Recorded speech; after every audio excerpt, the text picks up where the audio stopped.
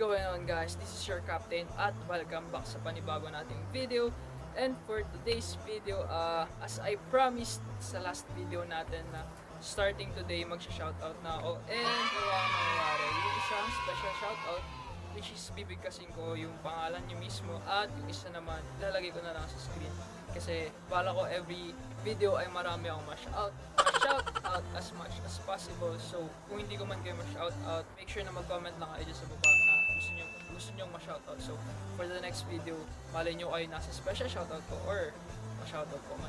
Bago tayo magsimula, shoutout muna kay Charles Cabig at kay Vinson at pati na rin kay Janine Suguitan. So nagpapa-shoutout sila sa akin. At ayun, kung gusto nyo ma-shoutout guys, mag-subscribe na kayo, i-turn on yung notification bell at mag-comment na kayo sa every video natin na gusto nyo ma-shoutout para pag nabasa ko yung comment nyo, malay nyo next video kayo na ang shoutout ko. So guys, maraming salamat nga ulit para sa 100 subscribers natin. At tulad ng inaasahan, paglagpas ng 100 subscribers, alam kong mas magiging mabilis na lang ang pag-angat natin sa 200 subscribers at mas marami pang subscribers.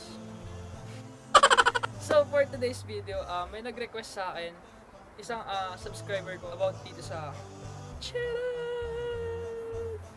green screen ko daw. So nag-comment siya sa last video ko na ano nga yan? Magkano daw yung green screen ko, at ang sabi ko sa kanya ay, kung nabasa niyo yung comment section dun sa last video, at sabi ko sa kanya na DIY lang tong green screen ko. DIY lang naman talaga to. Thankful ako ay Nico PH dahil napansin niya tong green screen ko at mukhang naganda naman siya sa green screen ko. DIY lang to guys. Hindi talaga siya yung actual na tela na green screen. So, pero mas prefer ko to kasi kung gagamit kayo ng tela, dapat hindi magalaw yung tela para kapag nag-chroma key ka sa pag-edit mo, hindi pangit yung pagkakatanggal ng green screen. Kasi kung mag-green screen ka, kailangan kasi flat yung green screen mo. So ayun, mas prefer ko tong ganitong green screen. At kung gusto niyo malaman, excited na ba kayo kung ano tong green screen? So for today's video, papakita ko lang sa inyo kung ano ba talaga tong green screen na to. So unang-una sa lahat, ang green screen na to ay DIY nga, at ang DIY na to ay cartolina lang guys. Green cartolina. Kailangan nyo lang ng pader. Malamang kailangan nyo ng pader para may pagdidikitan kayo. So kailangan nyo ng green cartolina at kailangan nyo ng pandikit.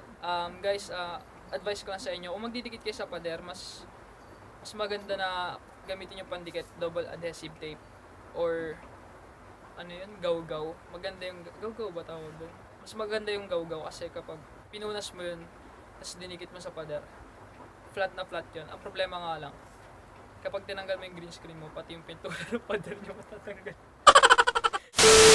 So ganun din sa adhesive tape. Pero ang ginamit kong pandikit ay failure. Una kong ginamit na pandikit ay scotch tape. So tumagal naman siya ng ilang araw kasi hindi pa naman tag-ulan nung dinikit ko to. Hindi pa masyadong umuulan. Kaya tumagal pa siya ng ilang araw. Pero napansin ko guys, simula nung umuulan na ng malakas. Siyempre kapag umulan, malamig ang panahon. At kapag malamig ang panahon, ang pader namin ay nagbabasa. Lalo na kapag tuloy-tuloy ang ulan. So ayun, dito sa side na to guys, kung hindi nyo makikita. Wait. Okay, so ayun nga guys, medyo pangit yung lighting natin ngayon. So pasensya na, pagbigyan nyo kasi yung ilaw ko nandito. So eto na, kung napapansin nyo to, ito yung part na ito, naka-scotch tape talaga. Hindi ako nakita. Itong part na to, naka-scotch tape talaga to guys. Kaso nga lang, dahil sa ulan, nagbabasa yung pader. Ayan, nagbabasa yung pader. Nagbabasa yung pader at natanggal yung pagkakadikit ng scotch tape. Kaya ginawa ko ng paraan, tinry ko electrical tape, ang bobo. Hindi pa rin siya dumikit. Tapos naisip ko, bakit hindi na lang glue yung ipandikit ko? Kaso nga lang, wala akong glue. Kaya ang ginawa ko, guess what? Ginamit ko kanin. Dinikit ko siya gamit yung kanin. So kung nakita nyo, o napapansin nyo, may umbok-umbok. Ayan, may basang-basang part. Kanin yan guys. At I swear, matibay ang kanin. Hindi na siya natatanggal. So ayun, napaka-productive ko talaga. Napaka-creative ko pa. So dito naman tayo sa kabilang side. Ganun din yung ginawa ko guys. Para hindi ito matanggal, itong part na to. dinikitan ko rin siya ng kanin. So, ayun, matibay na rin siya guys. At ayan kung napapansin nyo, nakikita nyo ba? Scotch tape, scotch tape, scotch tape everywhere. So kung matagal ko na kayong subscribers, so pinaka-umpisa pa lang, alam nyo na background ko ay telang puti. Tama, telang puti yung background ko. At naisip ko na, ang pangit kasi ng background na telang puti. Hindi ko alam, para sa akin ang pangit. Lalo na, ang pangit din ng lighting ko. Ang pangit din ng pwesto. Ayun. Kaya naisip ko mag green screen na. At ayun, maganda naman yung kinalabasan. So, Nico PH. Nakita mo naman yung ginawa ko dito. Bumili lang ako ng green cartolina. Green cartolina. And scotch tape. Pero advice ko, gumamit ka ng double adhesive tape para mas matibay ang pagkakadikit. So, kapag nakuha mo na nga lahat ng mga kailangan mo, humanap ka na ng pader.